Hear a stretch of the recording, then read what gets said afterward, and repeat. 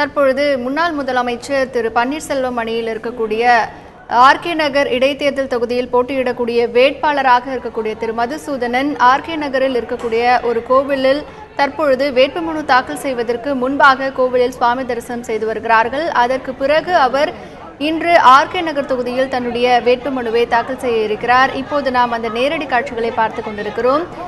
சிறிது நேரத்திற்கு முன்பாக முன்னாள் முதலமைச்சர் திரு பன்னீர்செல்வம் மற்றும் ஆர்கே நகர் இடைத்தேர்தலில் திரு பன்னீர்செல்வம் அணியில் போட்டியிடக்கூடிய திரு மதுசூதனன் மறைந்த முன்னாள் முதலமைச்சர் செல்வி ஜெயலலிதாவின் நினைவிடத்திற்கு சென்று அங்கே அவர்கள் மரியாதை செலுத்தினர். அதற்கு பிறகு தற்பொழுது ஆர்கே நகரில் இருக்கக்கூடிய ஒரு கோவிலுக்கு அவர்கள் வந்திருக்கிறார்கள். முன்னாள் முதலமைச்சர் திரு பன்னீர்செல்வம் தலைமையில் இருக்கக்கூடிய அணியில் அனைவரும் அந்த பகுதியில் வந்திருக்கிறார்கள்.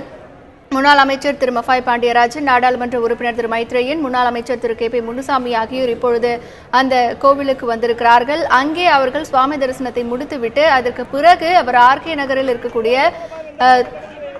தேர்தல் அலுவலகத்திற்கு சென்று திரு மதுசூதனன் தன்னுடைய வேட்புமனுவை தாக்கல் செய்ய இருக்கிறார். இப்பொழுது அதற்கான நேரடி காட்சிகளை நாம் பார்த்து கொண்டிருக்கிறோம். தற்பொழுது ஆர்கே நகரில் இருக்கக்கூடிய கோவிலில் திரு மதுசூதனன் சுவாமி தரிசனம் செய்ய இருக்கிறார். அவருக்கு மாலை அணிவிக்கப்பட்டு வருகிறது. அதற்கான காட்சிகளை பார்த்து வருகிறோம். முன்னாள் முதலமைச்சர் திரு பன்னீர்செல்வம் அவர்களுக்கும் மாலை அணிவிக்கப்பட்டிருக்கிறது. அதற்கான காட்சிகளையும் நாம் பார்த்து கொண்டிருக்கிறோம். திரு பன்னீர்செல்வம் தலைமையில் இருக்கக்கூடிய அணியில் இருக்கும் அனைவருமே அந்த கோவிலுக்கு வந்திருக்கிறார்கள். அங்கே சுவாமி தரிசனத்தை முடித்துவிட்டு அவர்கள் இன்னும் சற்று நேரத்தில் ஆர்கே நகர் தொகுதியில் தன்னுடைய வேட்புமனுவை திரு மதுசூதனன் தாக்கல் செய்ய இருக்கிறார். இன்று வேட்புமனு தாக்கல் செய்ய கடைசி நாள் என்பதால் இன்றைக்கு அவர்கள் தங்களுடைய வேட்புமனுக்களை தாக்கல் செய்ய இருக்கிறார்கள்.